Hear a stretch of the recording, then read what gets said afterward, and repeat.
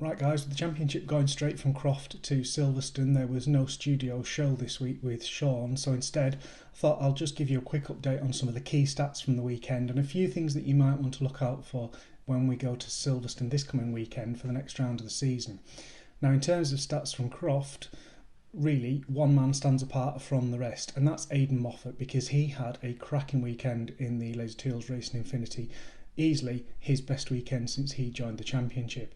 Now, in terms of stats, there's quite a few to tick off. So Saturday, first pole position in qualifying. First time, full stop, that he's put a car on pole, so great for him. And then the win on Sunday in the first race, his first win in rear-wheel drive, his first win since 2018 in the Mercedes. Also the first time that he's led a lap since the 2018 season, so shows the progress that he's making in getting to terms with that car.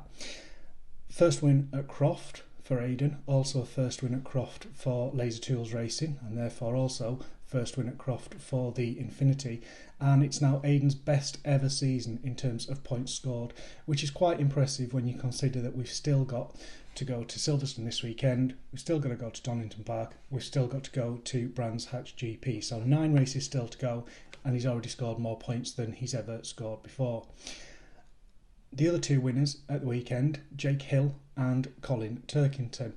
Jake Hill is another driver who now has a personal best points score after the race weekend, again with 9 races of the season still to go, and Colin Turkington extended that record at Croft. He's now won 13 races. No one else has won more than 6 at the North Yorkshire circuit. It was a good result for WSR because it was their 700th race, and that win was also the 50th podium finish that the team has scored with the 330i M Sport. Turkington is also now one of 2 drivers this season who has completed every racing lap. The other one is Adam Morgan. Jason Plato was level with them going into the race weekend, but that little spin he had in race 3 dropped him off the lead lap, so he loses his 100% record. As I said, next up we go to Silverstone. 2 drivers will celebrate landmark races there. Aaron Taylor-Smith, race 1 for him will be his 200th, and if he can score 6 points across the weekend, he'll hit 1,000 points in the series. It's possible. It's not been the best of seasons really for Aaron. It's been a bit up and down with the new Cupra, but 6 points is certainly achievable, so a possible second landmark that he could hit there. And the other person set to hit a landmark is Josh Cook. He'll also take part in his 200th race this weekend, but his will be race 3, so a bit longer for Josh to wait. In terms of predictions, because I guess plenty of people have been making them, it's open. It really is wide open. The one thing you would say is it's maybe more of a front-wheel drive circuit. Even though Colin Turkington took a victory last year, he was helped, of course, by the fact that Tom Ingram had a puncher.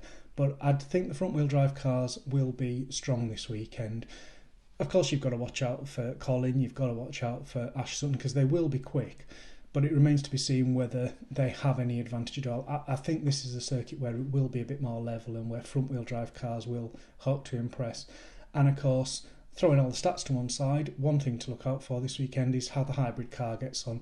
Andrew Jordan's running the car throughout the weekend, won't be getting involved in any battles, won't be going for pole or anything like that. It's a chance for Toka to kind of evaluate some of the hybrid technology over the course of a race weekend and gain more valuable information to take into next season when we go hybrid. So it will be interesting to see how the car performs, even though it's, strictly speaking, it's invisible because it's outside of the current regulations. But it'll add a little bit of intrigue alongside the battle for the championship title, and I think there could be a few twists and turns this weekend. We'll just have to wait and see.